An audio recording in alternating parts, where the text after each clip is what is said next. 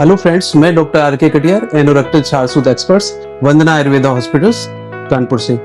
हम बात करेंगे कुछ इस तरह के पेशेंट जो होते हैं जिनको पाइल मास होते, इंटरनल पाइल मास होते, स्टेज 1 स्टेज 2 कभी कभी स्टेज 3 भी पाइल मास होते। उन कंडीशंस में पेशेंट क्या करता है, इंजेक्शन थेरेपी लेता है। इंजेक्शन थेरेपी से कभी कभी क्या होता है, पाइल मास में कुछ समय के लिए आराम हो जाता है और उसके बाद में वहाँ अल्सरेशन हो जाते हैं। अल्सरेशन के बाद में कभी कभी सेप्टिक हो जाता है और इन्फेक्शन की वजह से पस फॉर्म होने लगता है और सीवियर स्वेलिंग की वजह से पेन होने लगता है और वो अल्सरेशन दवा से नहीं ठीक होते किसी भी तरीके से।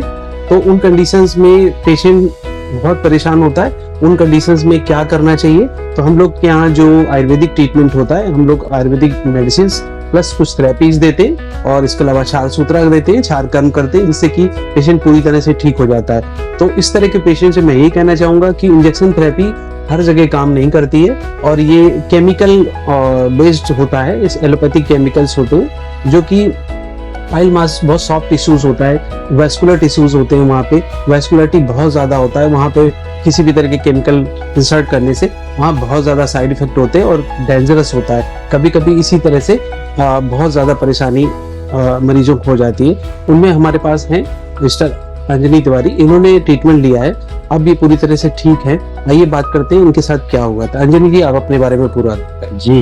मेरा नाम अंजनी कुमार तिवारी है, मैं जनपद जालौन का रहने वाला हूँ। मैंने 4 जनवरी को इंजेक्शन थेरेपी होती है जो पुष्कर तिवारी के यहाँ ग्वालियर इंजेक्शन के द्वारा लगाया जाता है, उसको मैंने लगवाया। उसके बाद वो मुझे रिएक्शन कर गया, घाव कर दिए उसने। स्टेज 2 का पाइल्स थी मेरी और उसने घाव कर दिए, मेरा दर्द ही नहीं गया। फिर मैंने डॉक्टर आर के कटियार को आवास विकास कल्याणपुर में वंदना मेडिकेयर सेंटर जो चलाते हैं डॉक्टर साहब, उनके यहाँ संपर्क किया। तो यहाँ आकर के हमने ऑपरेशन कराया जो हमारा सक्सेसफुल रहा। बिना दर्द मुझे बहुत ज्यादा आराम मिला है, अब मैं ठीक हूँ बिल्कुल। देखिए, जब आप मेरे पास आए थे तो मैंने आपका अर्सोग्राम किया था। आप अर्सोग्राम में देख रहे हैं ये पूरी तरीके से जो पाइल मास है ये अल्सरेटिव हो गए और ये पस फॉर्म हो रहा है। ये 3, 7, 11 o'clock के पाइल मास है। ये अलग अलग पाइल मास है जिनमें पूरी तरीके से इन्फेक्शन हुआ है और ये अल्सरेटिव हो गया था।